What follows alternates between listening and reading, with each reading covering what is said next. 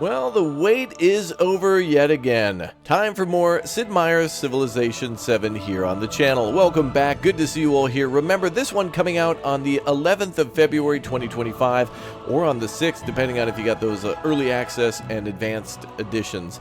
Now, this game has been a lot of fun so far, and today I'm going to try to make some more videos starting from here forward to try to cover some topics that you all wanted to see and some things that may have interested us the most.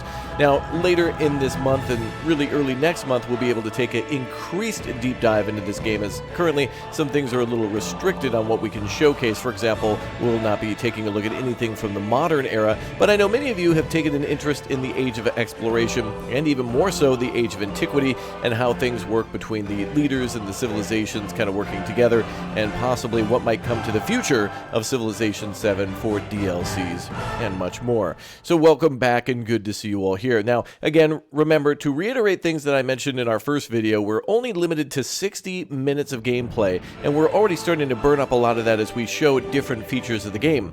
Now, I don't think 60 minutes is enough to even showcase in, a sped up game all of what it has to offer for the Age of Antiquity and the Age of Exploration. There would just be simply too much to cover, and it would really just be like a very, very fast buffet. You'd have to grab a bunch of stuff, and it would be really sloppy in order to try to see what's going on in the game. And so I've been trying to take a little look at everything that you've wanted to see in snippets of about 10 minutes. Now, for those of you still watching here, which I know many jump to the middle and then ask a bunch of questions as to what's going on and whatnot, the purpose of me delivering all this information at the start is so that way I can kind of explain everything that's going on for those of you who really want to know the details and the information pertaining to the game and how different it plays from Civilization V or Civ 2 or whatnot, or some things that are similar, but also to convey that, well, it's very possible that Firaxis may send over additional keys for me and many others to give away around the time of its launch. Heck, the game has multiplayer, and, it's tons of fun to play multiplayer. In fact, it's a great game to build friendships, and really plays to me like a lot like Monopoly. I've started countless games of Monopoly and countless games of Civilization, but very few that I've finished, but when I have, I certainly remember them the most. So if you'd like a chance to win one of those, make sure you spam Glory to Raptoria down below in the comments section, and again, let me know your favorite Civilization game, as I've been asking a lot of people and hearing a lot of great thoughts on what their first Civ game was, but also what they thought was their favorite, and some other Civ games that could really benefit Civ 7, for example, with its new system where, again, each nation can be played at different eras.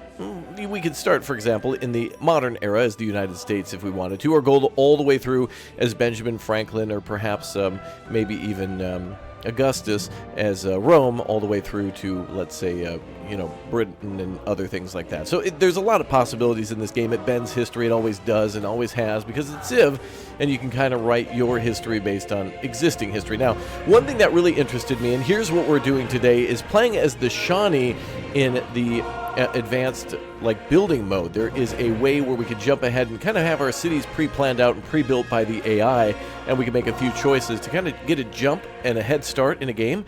And this is really cool, because for those of you who really have a lot of time to play Civilization, this might allow you to play multiple games at once with all the different friends that we all may have on Discord and Steam. And that's one thing that Firaxis, when they flew us out there in August of 2024, when we got a chance to play it, we've literally spoken with the devs, and I've had these conversations with other creators as well, where one of the most important things is, unfortunately for many people, they don't get a chance to get past the early turns of Civ. Even hell, 200 turns is nothing in comparison to playing with a bunch of friends and not being able to return to the game. So being able to start in many different eras and then being able to start kind of more advanced really gives anybody an option to play however the hell they want.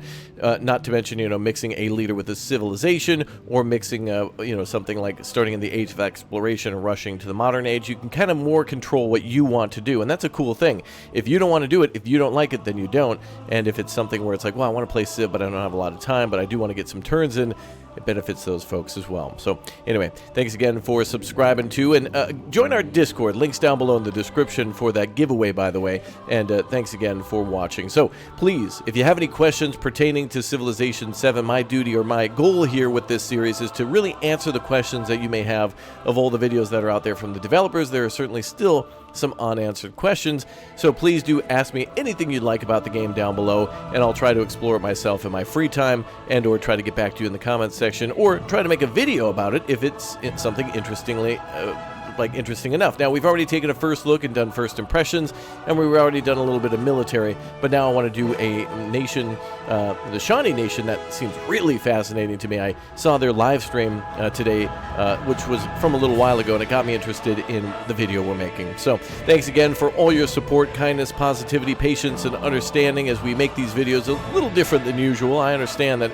it's not something we always do, but it's something we love to do no matter what, because it's games. Without further ado, let's start ourselves a brand new game in Civilization VII as the Shawnee. Let's go.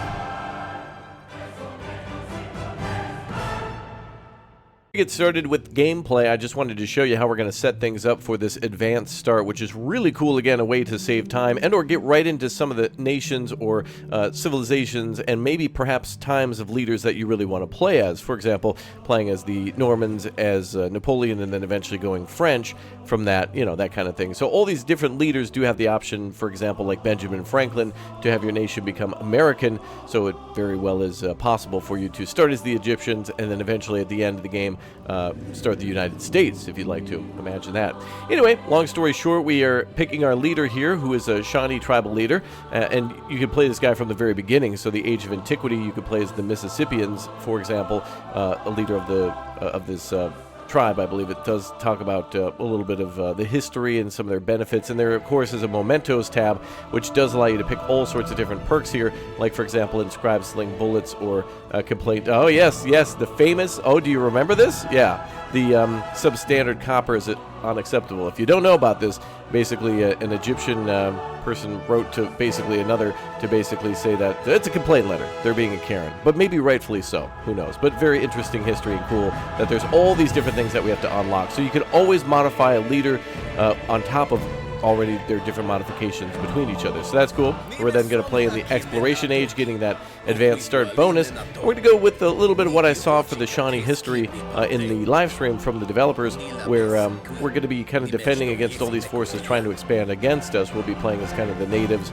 in my mind, as the Shawnee tribe, and so the Spanish will be there, the Normans, who eventually will become French, and then maybe Benjamin Franklin, who does have the option to go down the tier of being you know, the United States later in time. So kind of playing as a quote-unquote colonial power with no, you know, Great Britain to be found or anything like that. This is as close as I can get, so I'm not too worried about that. So let's get started with our first look at the Shawnee tribe and also an advanced start in Civilization VII. Let's go. The Shawnee will craft their legacy of unity and dominance. Absolutely beautiful. Now, though this tribe is more around Ohio, and I think they even have a monument that is a serpent's tomb or a burial mound of some sort, I believe.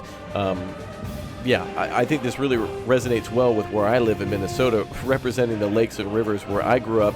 And so there's a special connection to this for us, for example, with the Ojibwe and other native tribes too. It's really cool to see a native power here. And reminds me of the love of Age of Empires 3, that game having, again, the British and the Spanish and native tribes all kind of fighting against each other during the Revolutionary War and times past that, to then, you know, go into the War of 1812, where native people were a part of that as well. So very cool. We're going to rush through a lot of these tutorial screens. Pause at any time you'd like. Again, remember, we're limited to 10 minutes here, but we are going to go economic as well, as that's kind of a Shawnee powerhouse to focus on agricultural and trade and economics. So we're going to go down that tier, and we're going to continue with that. So we're going to accept our objective of the treasure fleet, which, you know, we'll eventually have to discover new lands as our people, but very cool. This was randomly started by the game. This is where we've randomly started and randomly grown, and this is really cool, actually. We get a big bonus for being near lakes and rivers like this, and indeed we have ourselves a big O lake, big O rivers, and big O bays, too. That's very nice. That's a good big bonus for us. Love to see it. Now, a little bit of the map is already explored for us, so we do see all the lands that are around us, kind of some Asian flat plains here, and also rough jungle, and it looks like that's the biome that we're in for the time being, so a lot of Asian forest and landscapes will be present here, so pretty cool. Now we can go ahead and place some of our other cities and get them started. Now remember, these start as towns, and then later on we can upgrade them to cities, and cities are a lot harder to capture too as they grow. The districts of those cities will have to be captured, so it's a lot harder to blitz without a prolonged war unless you're capturing towns or really ready for it. So we can place a city or a town or we can go for attributes, walls, and all these other things too. So there's certainly a way for us to kind of lean towards as if we've already been focusing on these things before, like we've already been fortifying or we've already been making cavalry, although we haven't. So I think I'm going to go for another city just because it's just going to be cool to do that, so we'll go with that. And anything we don't spend here, anything that we don't choose, we will get in, I think, form of gold and some other benefits too. So let's go with a city, and let's go with another town too. And then let's go with a infantry army. Is there scouts available? We have options for gold and a capital upgrade, cartography, machinery, astronomy. Let's go with maybe some more cavalry then, and let's also go for a little bit more gold too, and then I think that'll lock us out. Does appear to be so. We can also autofill, and we can go back to the map to kind of view things that we might want to change, but we've already chosen here, and we can also filter between those things, so that's cool. So let's confirm our legacy, and now we're going to start placing our settlements. So we're going to probably settle up here somewhere. A nice city up here would be great. Yep, that's exactly where I was thinking too. So that's perfect for... Nice. Oh, and a road already connected with a roundabout around the oasis. Cool. Yeah, so another coastal city, which does have a benefit of a river, and they've already placed all the farms and things. I absolutely love the look of this game. Some people were saying it was a little bland and boring. I totally could see that. On the other hand, this definitely looks like a board game to me, and if I had a board game like this, if I could play Civ where it was a board game and these buildings look this beautiful, I would be very happy with that. And the world leaders and the units look outstanding too. Goodbye to kind of the cartoony look. They certainly do kind of look that way a little bit, but I believe they're 90% chained. They still have a difference to them from what it looked like before. So I'm happy with that. I think that's great.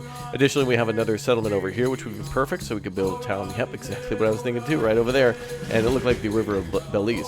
Oh, looks like we've discovered Prussia, I guess, somehow. Interesting. Wait, oh, they have military commanders? Something like that. I don't know, we unlocked that civilization, so cool. We probably won't be toying with that too much because, of course, we're playing with the, the other civilizations and leaders that we started with. So cool stuff. So now that's pretty much a quick start for us. We could also do overbuilding now. So now that we're in the age of exploration, it's almost as if the previous age came to an end. So we're basically making changes to what we, let's say we had already played 60, 100, 120 turns or whatever of the previous era.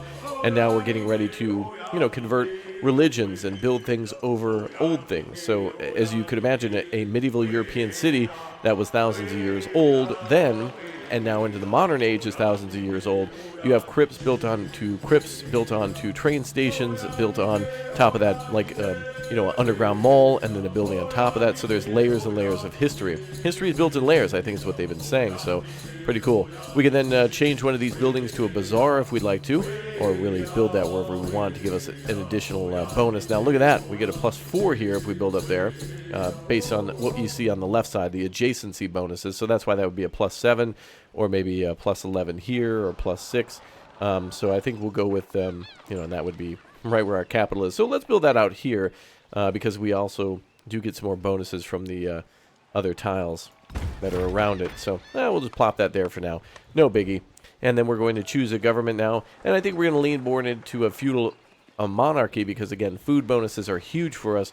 And we can also, of course, like sell and trade a lot of food and other goods there that way. So we'll get a little bit more balanced as time goes on. We're going to pick a science choice, and we'll probably go with cartography. And then we're going to move into our choice of civics. So I think we'll go with economics. We're going to, again, try to focus on bringing up gold and bringing up maybe a little bit of influence. Try to get those numbers up a little higher. People are open to a policy change. Let's go with the gift economy, which will give us +1 gold and happiness for every imported resource, which we more than likely could do with all of our rivers and boats that we're focusing on. And shell-tempered pottery, which will give us additional gold as well. So hopefully we'll get rid of that deficit over time. Kind of cool, though, that we're like... it's almost as if we've inherited this nation, like we're the newly elected leader, and so it feels a little bit more like we're playing somebody else's game or a civilization that's thousands of years old at this point that's going to last another couple thousand, and very cool to be able to do that and see new units and things available. So I like that, because oftentimes maybe you don't want to play the Age of Antiquity to get to here, or you're really hell-bent on wanting to be the Normans so you don't have to go through what's before, although it kind of shortens your game a little bit. You do have the option to like pick the faster game, that kind of thing. Let's just create an urban district there. My choices that I'm making now are not recommended. I'm just showing you exactly how things work, so totally fine to be able to show that off. And we'll expand our city too. Let's go with maybe a little bit more of a focus on gold. Well, down there we get 3-1. Looks like everywhere around the coastline we'll get a 3-1, but we'll get a little bit more happiness here. Wow, look at that. Get ourselves a little bit of a forested area there if we want. Can't do it at the moment, but it's an option for the future. Rough grassland there. It does have a mine, for example, there, so that'd be good. And then now we can import some resources and allocate resources too. So we've got nothing that we need to allocate at the moment, but our capital is getting a few things of silk, gypsum, and our other city is getting truffles. Oh yeah, and then also kaolin and ivory too at the other town over there, which we can also immediately upgrade this town too and start working on that. So we could, if we wanted, upgrade this town, and then it would cost us a bit of money. So now we got some of our military units ready to go. We've got boats ready to go. We got our army commander already sitting in the water there with a couple of tribesmen already assigned. So that's pretty cool. We'll go ahead and see if we can maybe import them to that, or like onboard them into that army. Maybe not. I'd like to get everybody on board. It'll be a little tricky to do that, but yeah, a few things about cartography as well. The look is outstanding. I absolutely love the way this looks, and I really am happy that the AI, I don't know if we got lucky or whatnot, but was very smart to settle here to where we're along a river. That really benefits our people. Oh, there we go. That's exactly what I wanted. Our army commander now set up the way we want, so we can go out and explore a little bit.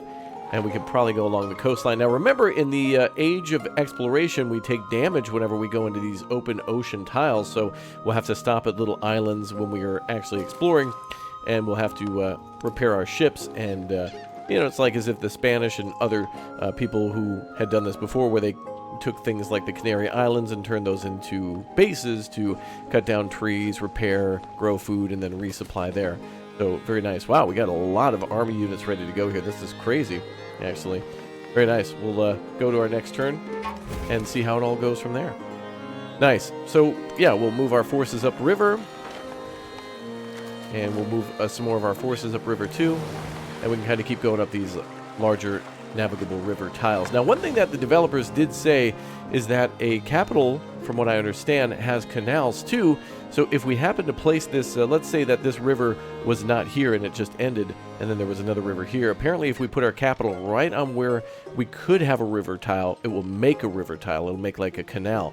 So oftentimes, if you're finding a new city, you could create a canal out of that by plopping down a city there. So let's just say that you know, this river went all the way through, and we wanted to create one tile passage. We could create a canal right there. So it makes that city very, very important for controlling naval traffic. So if you happen to have, yeah, like right here, for example, if we had a couple of, that would be a really good example of this. Here, Madrid is fortified, but if Madrid had somehow built a city here and had the water line come up, then boats could pass right through. So it'll be perfect for their economic trade partners, their own trading and or shipment of stuff, and also movements of troops.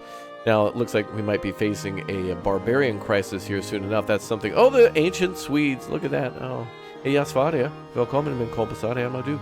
Look at this.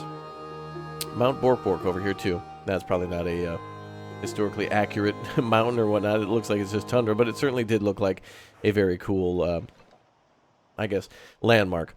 Okay, so it looks like for the most part, it's just us. And it looks like Spain down here, and maybe some of our other friends are around too. They might be over on the other parts of the maps too, wherever they may be. So, actually here we got France up here in the, or the Normans up here in the upper left, Spain down here in the south, and us over on the east side. So now you can kind of see how we can immediately start this way, and it takes out the, maybe the fun of the early exploration of the Age of Antiquity, where there is truly a lot of exploration there. In fact, tons. As you're sending out scouts and sending them down coastlines and up rivers, going for sailing and then trying to immediately find out what the map looks like and where the good resources are is incredibly important. It looks like for the most part this map is rather flat. There's not really a lot of mountains anywhere, except for maybe down here with Spain. There is a, looks like a landmark there possibly. Oh yeah, there it is. It's called the Horiquago there. And then also it looks like there's a mountain tundra there, but it doesn't really show much more of it being an important landmark that exists. No volcanoes, though, but one thing I have seen a ton in this game is when you put disasters onto light, man, it's an instant disaster. I mean, literally, I've seen volcanoes erupting, thunderstorms, and like floods all within like 5 turns. And if we were starting in, for example, the advanced start, that would have more than likely wiped out or damaged some districts and maybe possibly sunk some ships and other things like that. So yeah, I love the look of the units. I think everything looks good, feels good, is good. I like when we click on units too, they kind of bounce a little bit to attention.